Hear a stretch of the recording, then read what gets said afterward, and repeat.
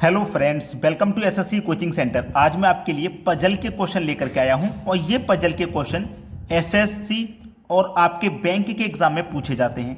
अब यहाँ पे एक क्वेश्चन लिखा हुआ है 22 + 4 = 24, 13 + 6 = 16, 80 + 2 = 82, तो 67 + 9 बराबर क्या होगा। तो आप सबसे पहले यहाँ पे रिलेशन बनाइए, फिर यहाँ पे बनाइए। अलग अलग रिलेशन नहीं बनाना, याद रखना। जो रिलेशन यहाँ पे बना के 24 आया है, बिल्कुल वही रिलेशन यहाँ पे बना के 16 आना चाहिए, और उसी रिलेशन से 42, फिर लास्ट में उसी रिलेशन से यहाँ पे क्वेश्चन मार्क का मान हमें फाइंड हो जाएगा। ठीक है, चलिए हो क्या रहा है प्रश्न में देखिएगा। 22 से और 4 से आप 24 कैसे बना सकते हैं। बहुत आसान है बनाना, बहुत आसान। अगर आपने अपनी निगाहों का इस्तेमाल कर लिया, अपने अपने माइंड का इस्तेमाल कर लिया, बहुत आसान है। देखिए कैसे। अगर मैं इस 22 में से केवल पहले वाली संख्या ले लेता हूं, 2 को ले लिया ना, दूसरी को हमें काम में नहीं लेना। मैं क्या कह रहा हूं, दूसरी को काम में नहीं लेना, केवल पहली संख्या ले लो 2।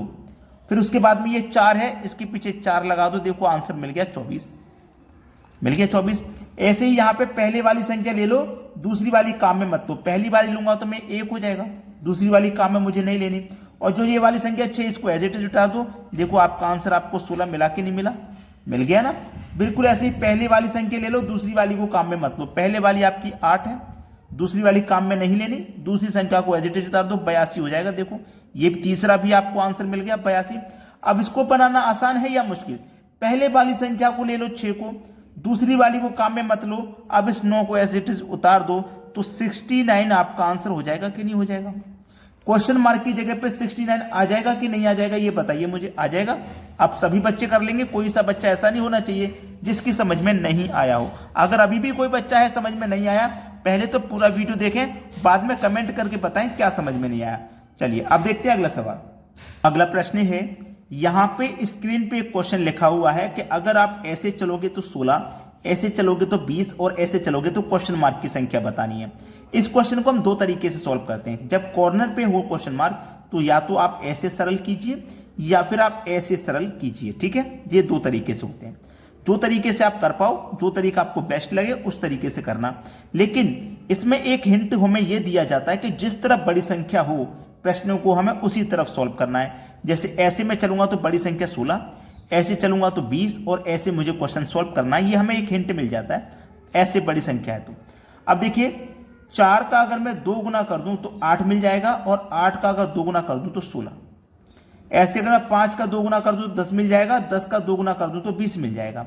बिल्कुल ऐसे ही 6 का 2 गुना कर दूं तो 12, और 12 का 2 गुना कर दूं तो 24 मिल जाएगा। यानी कि मेरे इस प्रश्न का जो सही जवाब है वो 24 है।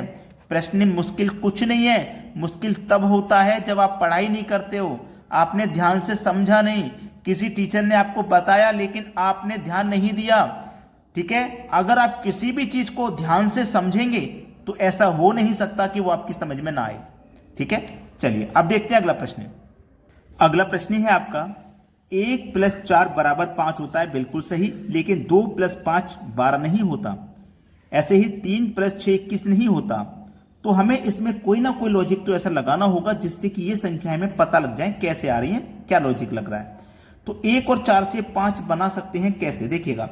अगर मैं इन दोनों संख्याओं का आपस में मल्टीप्लाई कर दूं, 1 का मल्टीप्लाई 4 से कर दूं, इन दोनों का आपस में मल्टीप्लाई, और जो पहले वाली संख्या है इसको प्लस कर दूं। याद रखना, पहली को प्लस करना, दोनों का मल्टीप्लाई पहली को प्लस, तो 1 का गुना 4 से होगा 4, 4 में 1 जोड़ देंगे तो 5। ऐसे ही मैं क्या करूं, इन दोनों का मल्टीप्लाई कर दूं, जैसे इन दोनों का किया था ऐसे ही इन दोनों का।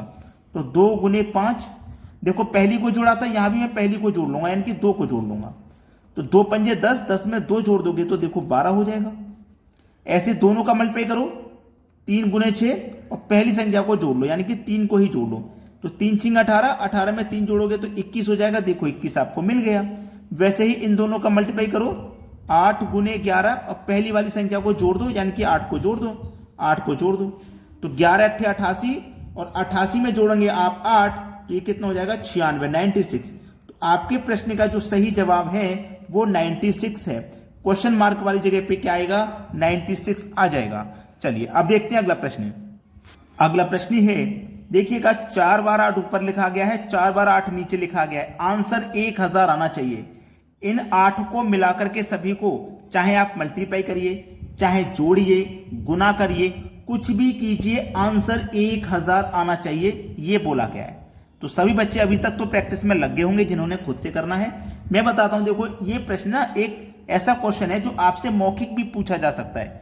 कोई होशियार बच्चा आपके पास बैठा हुआ है और आपसे पूछ लिया कि भाई आप ज्यादा पढ़ने वाले बनते हो तो इस क्वेश्चन का आंसर मुझे बताओ। उसने ऐसे 8 लिख दिया, बोला आंसर 1000 ला के दिखा दो मुझे। तो आपको आना चाहिए ना, आप पढ़ते हो, आप पढ़ने लिखने वाले बच्चे, तो आपको करना आना चाहिए। तो वो कैसे करोगे? आपको ना ये 8 बार 8 दिया गया, इनको मिलाकर के आपको 1000 बनाना है। तो देखिए कैसे बनेगा। आपको ना 8 लिख लेना है। कितनी बार? 6 बार। देखो यहां पे मैं आपको 8 बार दिया गया ना, तो 8 लिखा मैंने, फिर 8 लिखा, फिर 8 लिखा, फिर 8 लिखा। 5 बार पहले आपको इस तरीके से 8 लिख लेना है। ये 5 बार हो गया ना। फिर आपको क्या करना है? 2 बार लिखना है, फिर आपको 1 बार लिखना है। देखो हमारे पास 4 ये 8 ही तो थे 8 बार। 1 2 3 4 5 6 7 8 को ही मैंने लिख लिया 8 बार। सभी को प्लस कर देना है।